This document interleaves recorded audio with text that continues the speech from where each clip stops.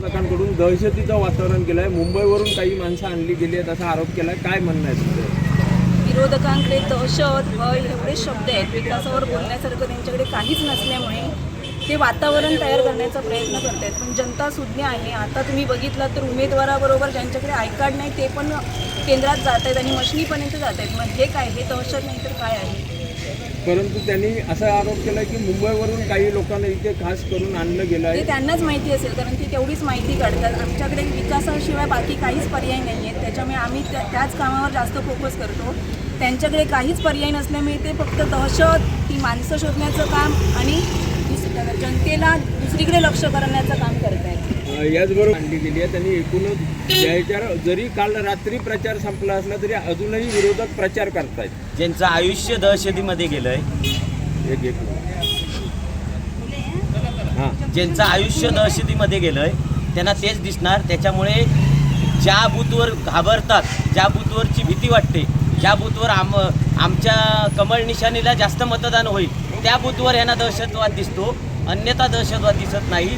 आणि सरळ सरळ आपला पराभव दिसत असल्यामुळे हे दहशतवाद विषय आता त्यांनी काढलेले आहेत. त्याच्यामुळे कणकवली शहरातील जनता ही सुज्ञ आहे. कणकवली शहरातील मतदार हे जागरूक आहेत. त्याच्यामुळे कणकवली शहरातील मतदार बरोबर आपलं भाजप चिन्हासमोरील बटन दाबून भारतीय जनता पार्टीचा झेंडा नगरपालिकेवर फडकवेल. त्याचबरोबर काय सांगितलं, पराभव दिसल्यानंतर हे आरोप होतात. मी सकाळपासून फिरतोय, कुठेही काही नाही आहे, सर्व ठिकाणी शांतता आहे.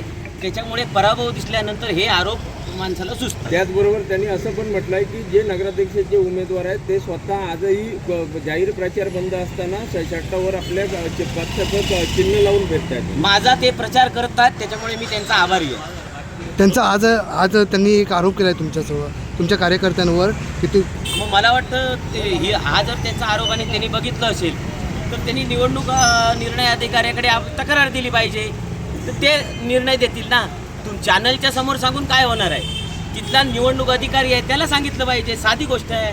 कुठेतरी या प्रभागामध्ये 7 नंबर प्रभागामध्ये जास्त मतदानाने तो रोखण्याचा विरोधकांचा प्रयत्न आहे असं वाटतं का तुम्हाला? तसं नाही. ज्या प्रभागामधली त्यांना भीती वाटते त्याच्यामध्ये मग एक असे खोटे आरोप करायचे ही त्यांची पूर्वीपासूनची सवय आहे.